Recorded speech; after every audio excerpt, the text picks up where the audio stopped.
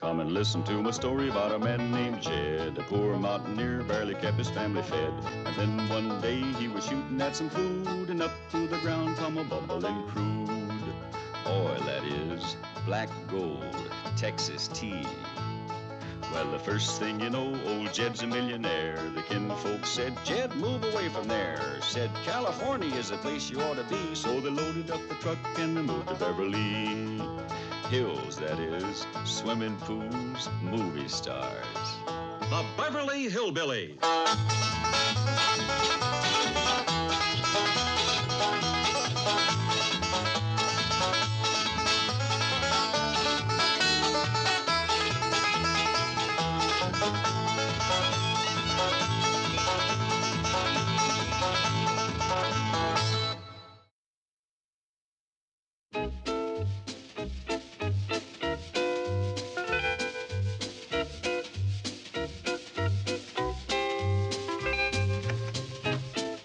Mr. and Mrs. Brewster are here. Hello, Mr. Drysdale. Surprise, Milburn.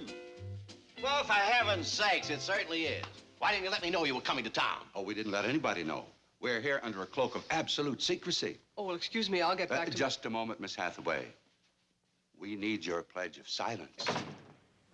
My goodness. What is it, John? Your oil company mixed up in some big defense project? A new secret rocket fuel, is that it? Of course, and you don't want foreign agents to know you're in town. Oh, it's even more important than that. We don't want the Clampetts to know we're in town. The Clampetts? Well, they're really wonderful people, but I'm afraid that hillbilly hospitality is a bit overpowering for a city girl. Oh, that's right. They met you at the plane after your wedding. Yes, that ride from the airport was an experience that Edith still hasn't gotten over. Right through the middle of Beverly Hills on their honeymoon express.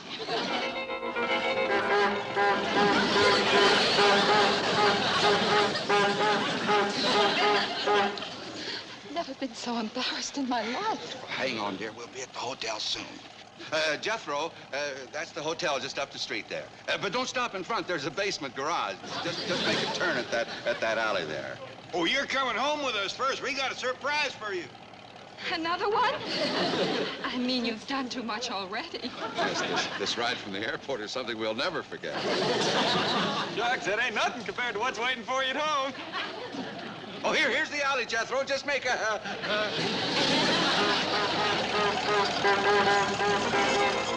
What was the surprise they had for you? I'll answer that. The Clampetts had put up their little cabin out by the pool to keep Granny happy. And we made the mistake of admiring it. You mean...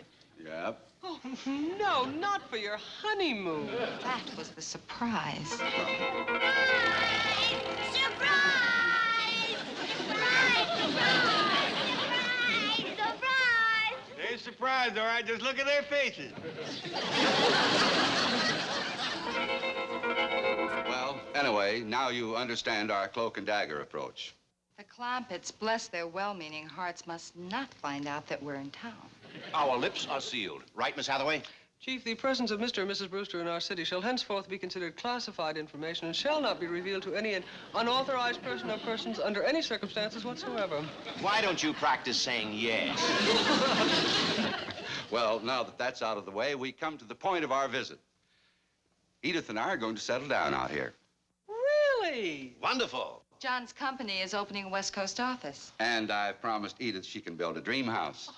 I spent my whole life in New York apartments, and this is really going to be a thrill. We've already found our lot, and we'd like your bank to handle the escrow. My pleasure.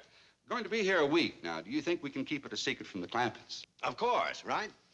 On my honor, I do hereby pledge... Just say yes. As we're leaving, we'll telephone the Clampetts from the airport and tell them hello and goodbye. You know, dear, it might be safer if we just fly over their house and drop a note, huh?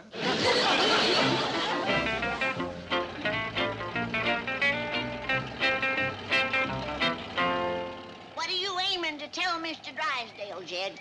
Well, I'm just going to tell him the truth, that we're fixing to move back home, leastways for a spell. Well, don't you let him talk you out of it. He's gonna yowl like a scalded cat. Oh, I think he'll take it all right. He knows you've had a hankering for a long time now. It ain't just me, Jed. Everybody wants to go back home. Ain't that right, everybody? I don't. when you're spoke to. Just hush up and drive, boy. Well, Granny said everybody. You ain't everybody.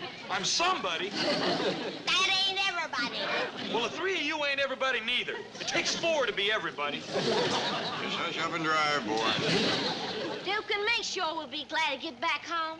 See, Jed? Everybody wants to go.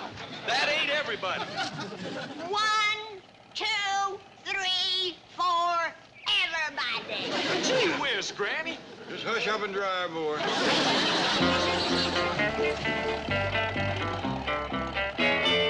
Now tell the escrow department I want this expedited. Right, Chief. And I'll also check an available office space just in case. Can we come in? Well, of course. My goodness, this is our day for surprise visits. Come in, come in. Sit down. Well, see you later. Duty calls. Would you like some coffee? Oh, no, thanks. You're busy. We'll just get right to why we's here. You see, Granny's been kind of restless. Everybody has. Of course, and I understand. You've been here a long time, no change of scenery. I suggest taking a little trip. That's exactly what we had in mind. Good. Southern California has everything to offer. Mountains, beaches, desert. We's going back home. Fine. Now, I'll drop by this evening with some maps and folders, and we'll plan a little... You do mean this home? You mean the home where we come from? Today. Not 3 years ago. Home to the hills. Beverly Hills. Not those other hills. Those other hills, Mr. Drysdale. You can send Jez $50 million to Luke Short in Sibley. Luke's got a safe in his general store. Come on, Jed. No, you can't go. I won't let you go. What did you say? Mr. Drysdale, we got a lot to do, and it's a long drive back to our cabin. And I can't wait to get there. But you've got a cabin here, the one you put up beside the pool, remember? It ain't quite the same. Now, stand aside. What will I tell the Brewsters? You mean them honeymooners?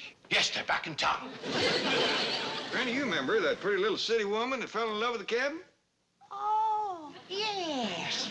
And they still talk about that wedding night. Is that a fact? You know, Jed, I never did get to learn that poor city woman about how to make lye soap or sling chitlins or butcher hog. Well, here is your chance. You gonna be here for a spell? For a whole week. Well, doggy. It would be kind of a shame to leave just now, wouldn't it? I reckon the Brewsters would look on it as downright unfriendly. Let's go home and commence making the cabin ready for them. I'll never forget this. Neither will the Brewsters. You'll fetch him to our place? I'll get them there somehow. Sometime this afternoon. We'll be ready for them. See you later. Bye. Bye. What a terrible thing to do to the Brewsters.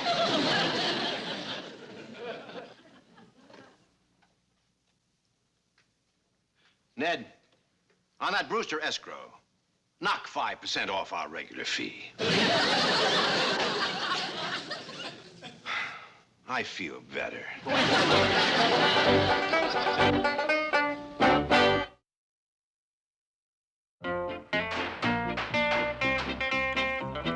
right, come on, get out. Get through.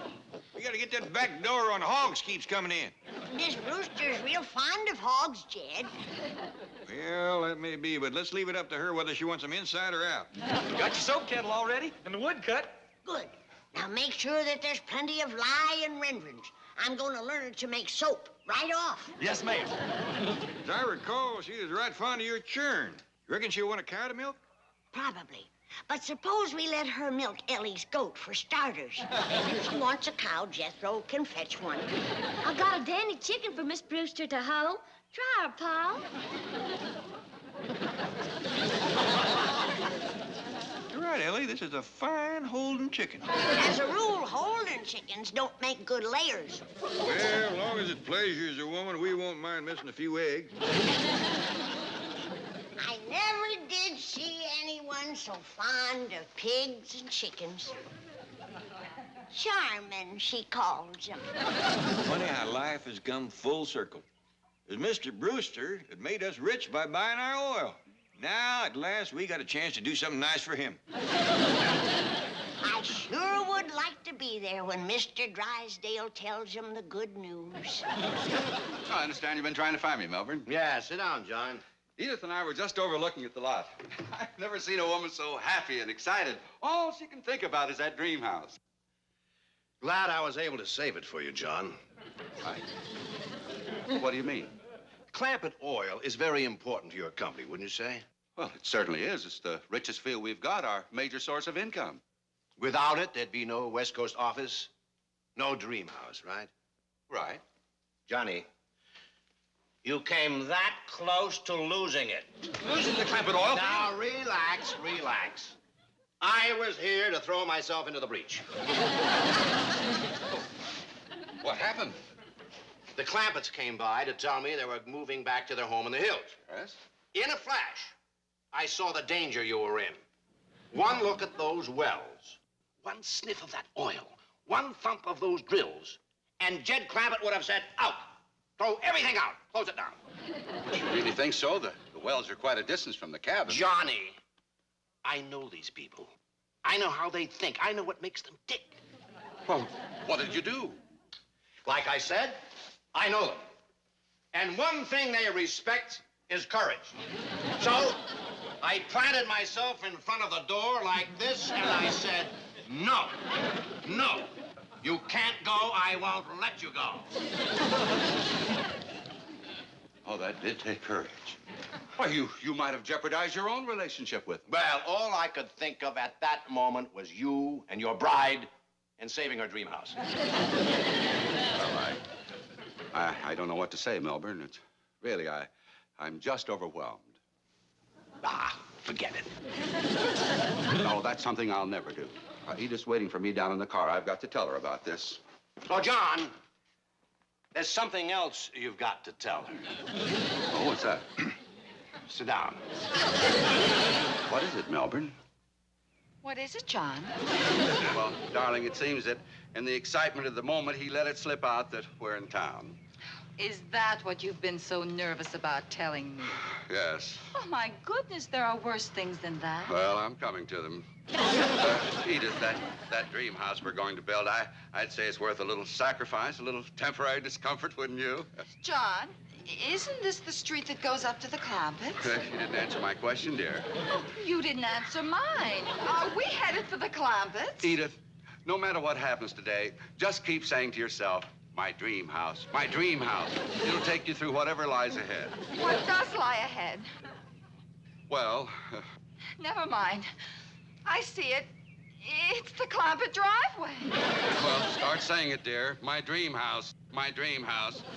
John, please don't turn in. Say it, darling. Say those three magic words. You turned in!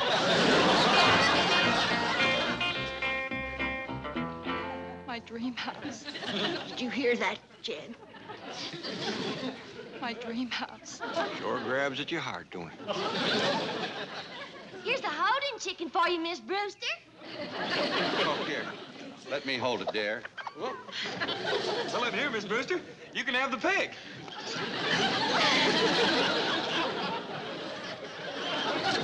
My dream house. My dream house. By doggy, she is fond of pig. Took it right inside with her. He seems partial to chickens.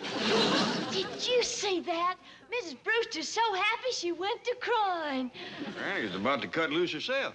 Well, doggone it. The way she keeps calling that little cabin her dream house. It'd set a mule to bawling. Jed, want me to fetch a cow for Miss Brewster to milk? Not yet, boy. We're gonna let her do her learning on Ellie's goat. Get the feel of it, so to speak. What about her soap-making lesson, Granny? Should I start a fire under the kettle?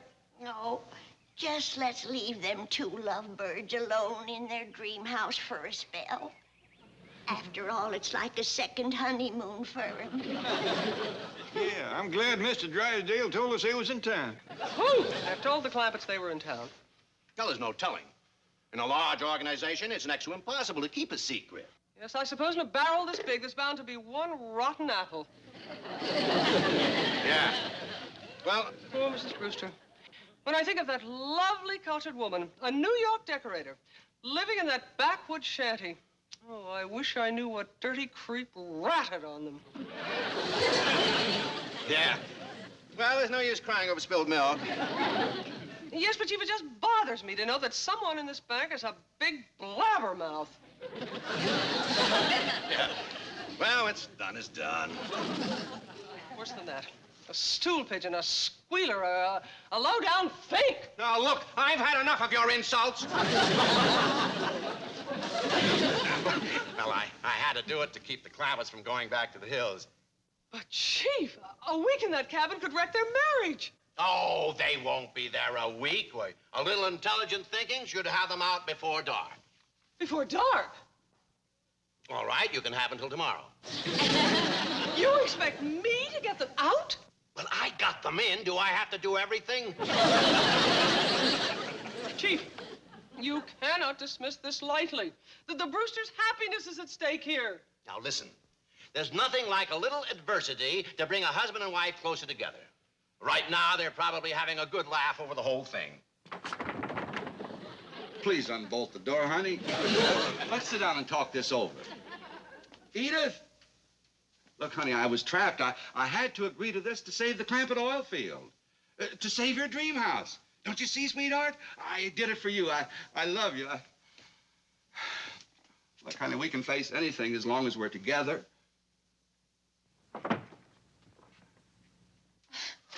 John, I'm sorry I've been such a child. It's all right, precious. I feel better now that I've had a good cry. Well, of course you do. And you're absolutely right. We can face anything as long as we're together. Ah, that's my wonderful girl. And someday we'll look on this as a lark. We'll look back on it and we'll have a good laugh. When we're in that beautiful dream house, huh? Oh, yes. Come in. Hello, honeymooners. How are you, Granny? How's everything? Oh, just wonderful, Granny. Fine. I got a dandy surprise for you. Young'uns, fetch in Thelma. Thelma?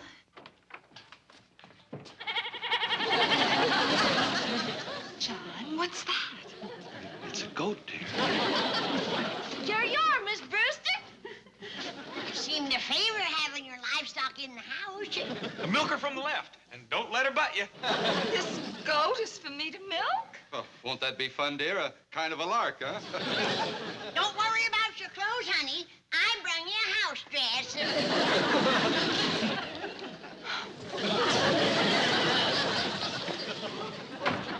Poor little thing. She just can't take too much happiness, can she?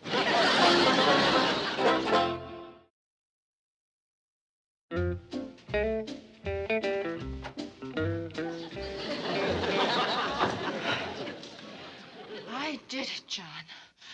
I milked that miserable goat. Oh, Edith, my wonderful... Oh. You did, didn't you?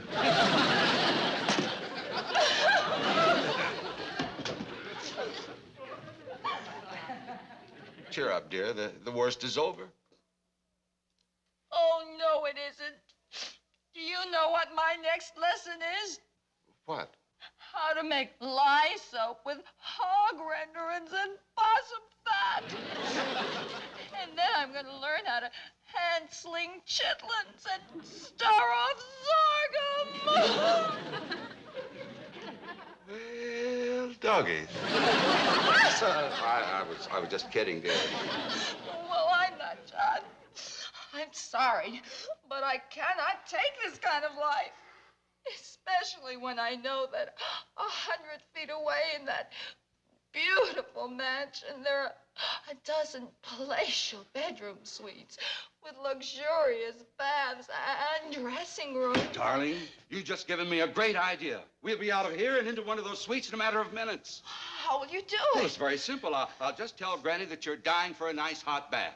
Obviously, there are no bathing facilities here, so... Oh, of course And once we're inside that mansion, we'll never leave. Oh, John, you're wonderful. Yeah. Oh, I can feel that hot tub already.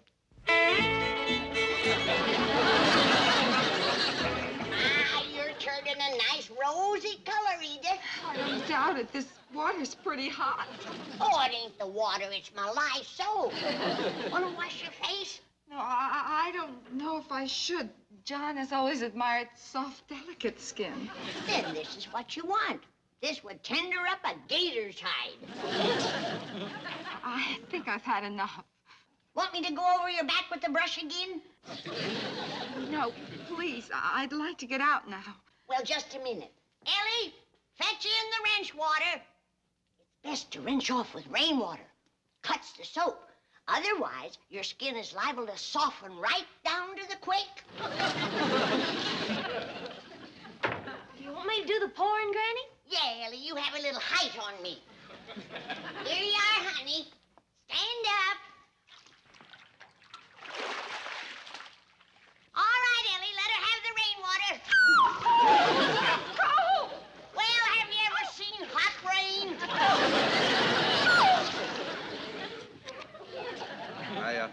I wonder if I should check on Edith. Well, not till Granny gives the signal. She don't allow menfolk within shotgun range at bath time. Chances are Granny's letting her soak a bit. You see, this time of the year, she puts a little extra possum fat and coal oil in her soap. Possum fat and coal oil. Yeah, it leaves what they call lingering fragrance on the skin.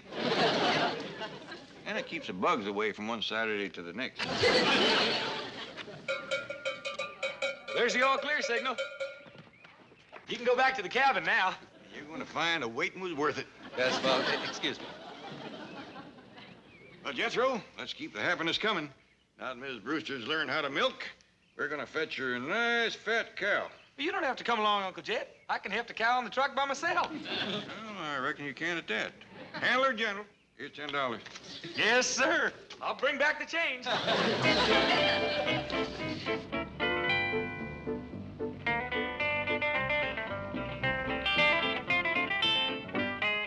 Howdy, Miss Jane. Mr. Clampett, are the Brewsters still in the cabin?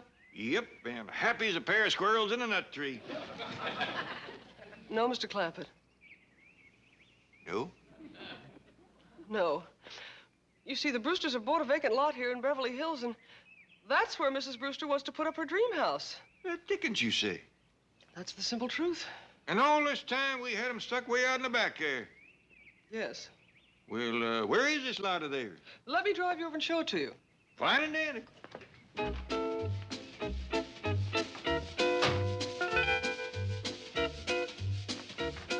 Morning, Miss Hathaway. Good morning, Chief. You know, I could hardly sleep last night for worrying about the Brewsters. They're waiting for you in your office. Oh, Chief, wait. Everything's all right. it is? Yes, they moved into their hotel last evening. Oh, well. Melbourne, I thought I heard your voice. Edith and I are going to pick up our architect and drive by the lot. I thought you might like to come along. You too, Miss Hathaway. Thank you, but I've seen the lot. It's just lovely. I'll be back in about an hour. Well, John, Edith, how do you like the way I got you back into your hotel room so quickly? It was magic, Melbourne. Pure magic. Just took a little intelligent thinking. We're getting close, Mr. McKeegan. You certainly are fortunate to find a vacant lot on this street. They paid enough for it. By the way, John, did anyone mention a 5% discount on your escrow fee? No. Good. Forget it. Here it is, coming up on your right. Cary Grant is one of our neighbors. Edith's so thrilled she doesn't know what to... What? Oh, John!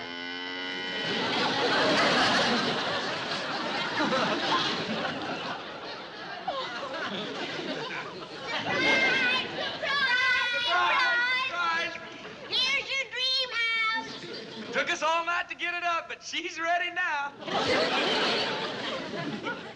Look, Miss Brewster's gone to bawling again. No doubt about it, that woman just can't take too much happiness.